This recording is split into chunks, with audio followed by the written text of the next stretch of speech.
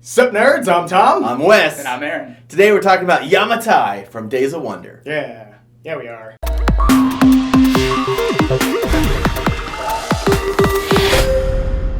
Yamatai it's just a very thinky game. Mm-hmm. That's probably the best way I want to describe it, at least to start off. It's kind of Euro-esque.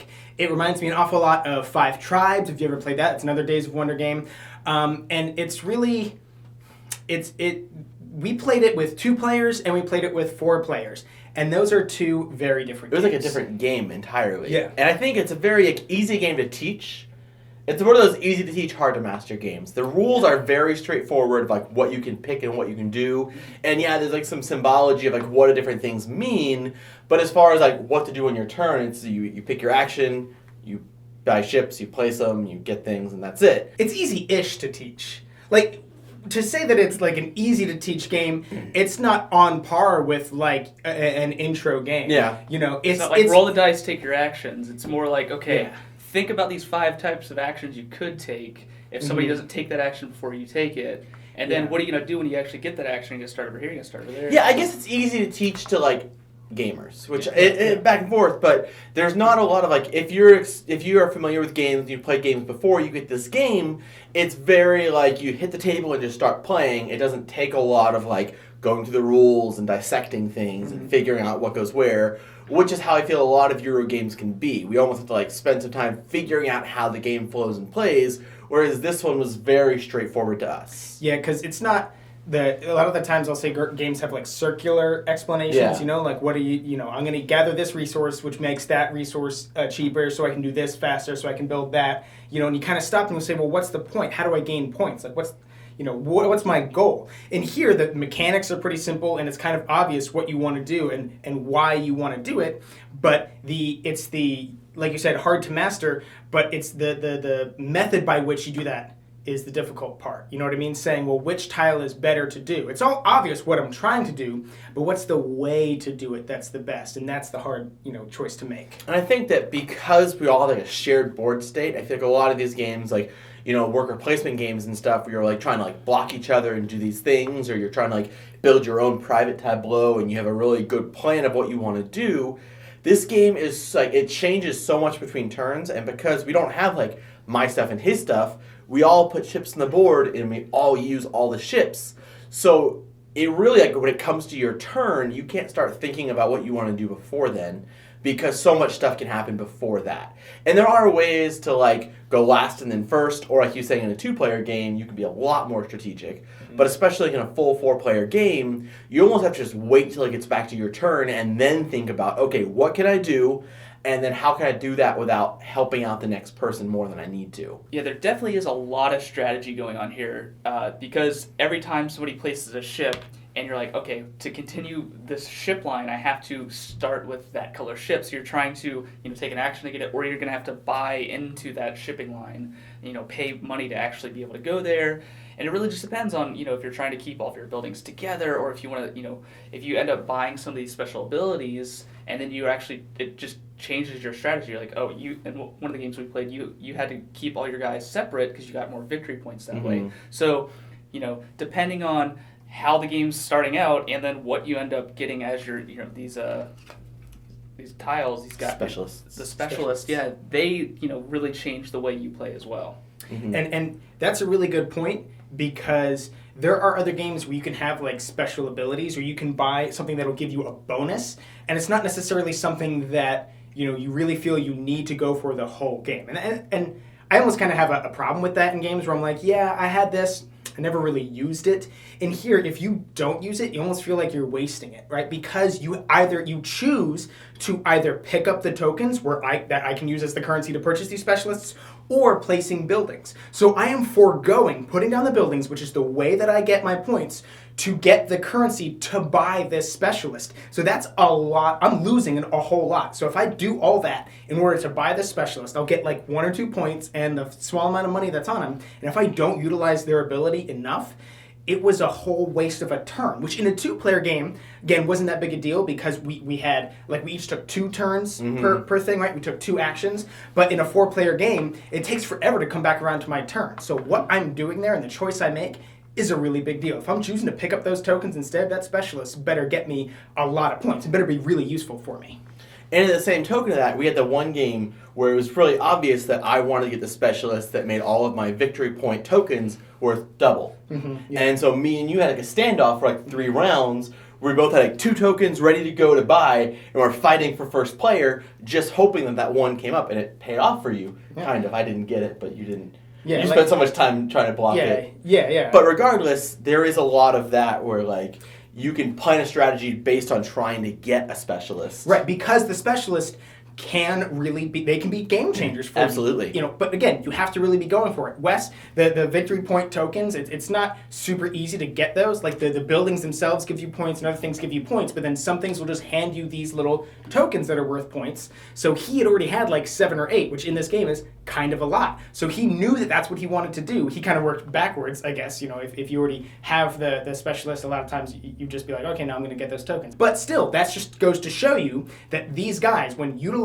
accurately, can be big game changers. And I think that that's a good point too. You almost like you're not like going to get one of these and go on. These can combo really well together. There's obviously the ones that work well. There's ones that get you a lot of coins, and there's one that make coins worth more victory points at the end of the game, or ones that help you get victory point tokens and then make victory point tokens worth more. So it's really interesting to try to combo those and fight for people and decide, is it worth it for me to buy that one to keep it from him, or do I want to try to buy this other one to help me? So that I guess that fits more into your play style. I don't think there's one that gives you more victory point tokens. I think you made that up. No, there's one that helps you get victory point tokens. Like when I place my buildings them separate, Yeah, I get victory okay. point tokens. All So right. when I'm All right. yeah. I'm just That saying, game we're talking about. There's definitely ones that get you that are just more. Shut up, Wes. They make your ships more valuable. They make your ships cheaper. They let you store Yeah. more ships, which was really useful because I stored up a bunch of ships until that one turn where I'm like, okay, I'm going to place a whole bunch of ships. The fact that these specialists can be such a huge game changer, it really makes this game a little bit different from other games that have special abilities in it. But furthermore, it makes the person, the experienced player, have a bit of an advantage, I would definitely say. And I think there's a lot of that is understanding what type of buildings are going to come out. Understanding, because like your actions, like the actions you can do change, and some of them are hidden and you shuffle them and they can get back out later. Like it's to a lesser extent because by round like 3 you've seen all the actions, so you're going to know them all. But it still is important to have like a really good understanding of what all the options are, because there is stuff planning of I'm going to do this, knowing that later on this will be an option. Yeah, because leaving certain ships next to islands allow you to build certain buildings. If you surround a whole island with just black ships, you're not going to be able to, there's like one building you can build that has, all black. There's not very many that, require all of one type. You kind of need to have a variety of ships surrounding an island so you can build all the different buildings and actually get your buildings onto the board. That's also the action that lets you scry. Yeah, Can help, where yeah. you can look at 3 and put them on top or at the bottom. Magic terms. Yeah, it's not going to help a new player that much, because we were kind of saying no one wants to take that action and look at the top 3 buildings. However, if you're playing with a table of really experienced players in this game, that can be monumental of, oh, that's right there, I'm going to bury that one because my turn's going to come later. Or, oh, I know I'm going to go first next turn, so I'm going to make sure this ship flops out, and then I'm going to spend this turn setting up so I can build that building later. With the action selection tiles down here, it's like, should I go for this is like super powerful. I get 3 ships and one of them can be any color, but I'm guaranteed to go last next turn. Or do I go for 1 ship, but I'm guaranteed to go first next turn? And that weighing on you, like when you're looking at things and you're like, what ships do I need now? Well, if I get those ships now by taking this action, is it worth it to go that late next turn because the board state's going to change and I can't build any of these buildings right now anyways? You're like, there's this whole internal conflict every time you look at those tiles. You're like, well, I should go first because none of these actions I really want to take. I know that the next 4 actions that come out is guaranteed to be one of the actions that I really want to take, so I'll just try and go as early as I can next turn. And so when you say that the number 10 is kind of objectively the most powerful one, and number 1 is objectively the least powerful, like in terms of just straight up action that is printed on the tile. While that is kind of true at the beginning of the game at least, the turn order becomes so significant when you get later in the game, when it's in like the last 2 or 3 turns, and that stuff is really, really crucial. Mm-hmm. Like who's going to trigger game end, and who's going to take this, because there's so many boats on the board now, right? So there's so many spaces for me to I can just drop one ship here, and then boom, I get this 5-point or 6-point building right there. That turn order becomes so important that really it doesn't matter. If I can take number 1, if I take the lowest one every turn, those last like 2 or 3 turns, I'm probably going to be at a little bit of an advantage. And I think that's kind of a difference in playstyle too. Whereas, my playstyle was always very much like I wanted to be really building heavy. I wanted to get all my buildings out there and get the points for those. Or I feel like Tom really liked to go for the specialist route and go for like alternative ways to get points and try to get ahead. Which in that case, yes, going early is really helpful, because you have more options, Whereas going later but having more ships, it's, yes, you may not have as many buildings to pick from, but you have more ships at your disposal to go through. And I think that you talked about this game being a very thinky game. And that's where it comes in, because you're sitting there and you're not just picking your action, but you're also picking your next turn order, which is so crazy because, yes, it's picking turn order, but you're also essentially picking your action for the next round as well. Because saying, oh, well, I'm going to do this action and go last, means that, especially in a 4-player game, that on your next turn, you only have 2 actions to pick from, so you're going to kind of get pushed into a corner. So it is like if you're going first, it's easy to keep going first or keep going early. And if you're going last, you really just kind of get what everyone else didn't want. But the action is maybe a little more powerful. So there's so many things just to sit there and do the math in your head of, okay, I could do this, and I could put that ship there, and I could do that thing, or I could do this, and I could try to get the specialist, or I could do this because this specialist might come out next game, or this building could come out, or I want to be able to go here. There's a lot of examples right there. And that's kind of how your brain is working. There is, and I wouldn't even say analysis paralysis, it's just you have to take time to sit there and think through your options. I guess that's what analysis paralysis is. Right, but analysis paralysis is a lot of just like people, they don't know what to do. Because there's so many options, yeah. Yeah, but it's not just the number of options. It's there's no clear, obvious which one is better. In this one, you could almost do a little bit of math and really come up and say yeah, well, that's definitely better. Yeah. You know what I mean? But it just takes you a while to see it. And that's the thing, is you have to be able to see that this stuff is out there. I compared this game at the beginning of this video. I haven't brought it up again since. 5 tribes. In 5 tribes, you have all the different meeples out there, right? And you're kind of Mancala picking them up and moving them around. So you have to be able to see a trail. You have to be able to see, ooh, there's 4 red dudes here, and 4 spaces away there's a dude, and whatever. And everybody at the table can look and go, I see it, and everyone's like, oh yeah, I see it, and then it's you, and you're like, what are you talking about? And they're like, oh, we're not telling you, and you're just sitting there like, great. Now I'm just going to sit here and stare at the board and feel like an idiot if I don't see the one move that y'all are talking about. In here, there will be moves that you don't see, but it's not the move. In 5 tribes, there's that one move that, ooh, if somebody takes that's the most optimal move you can take. Mm-hmm. In this, it's well, this one would be really good for Aaron to take. Yeah. And this one would be really good for Wes to take. Mm-hmm. Not so much that just, you will have that, you're going to take a move and then, nice. You're going to take a move and then someone else is going to go, oh, I'm so glad you didn't see this move. And you're going to be like, God, I could have seen that. But it's not the only move that you could take and you're a big dummy for not seeing it. And I think there's even stuff you're trying to figure out, this move helps me now. Mm-hmm. That didn't work. This other move helps me, maybe later, but not as much now. And you have to weigh out, do I want to risk not doing something big here to potentially do something better, or do I want to just do this now because I'm not going to get another turn? In a 4-player game, you could literally have 6 turns between your 2 turns if you go first and then you go last. So that big of a gap just means that whatever you do here, who knows what's going to happen? You don't know the actions that are going to be left. You don't know what the board's going to look like. So it can be really hard to plan ahead, but it could be a really powerful move right then. So that's there's so much weighing things and then saying, if I do this, Aaron's going to go next. Yeah. Am I setting him up for something even better? This game overall it's just beautiful. Like I really enjoyed playing it. Like the wood pieces are great. They're very colorful. There's lots of tokens, all the different coins. And they're all like slightly different. Some have triangles, some have squares. You know, the different currencies or whatever. These are all shapes. Yeah, they're all shapes. One of my favorite parts about the game is the triangles and the squares. You know, but in seriousness, like there was a lot of thinking of what I wanted to do on my turn, and I had a lot of fun. Sitting there watching other people put down ships and go, I wish I could sail ships as good as that. I'm going to try. And then, I'd get my ships and sail around and, I'm getting these tokens and buying stuff. And, it was a fun experience. Trying to, sometimes just take an island just so nobody else could build there, or put a dragon on an island so nobody else could build there. There is a little bit of blocking and a lot of, it's not like super cutthroat, but there is a little bit there. And it's, just enough to make a little player interaction in a game that almost has none. I enjoyed it. I had a lot of fun playing this game. So I think Aaron made a really good point that the game's beautiful. There's no denying that, it looks stunning. There's all the little wooden ships and the buildings and everything. Super cool. I did think it was a little bit weird that based on player count was which, colors you could use. Because, in a 2-player game, you have 10 houses, or in a 4-player game, you have 6 houses.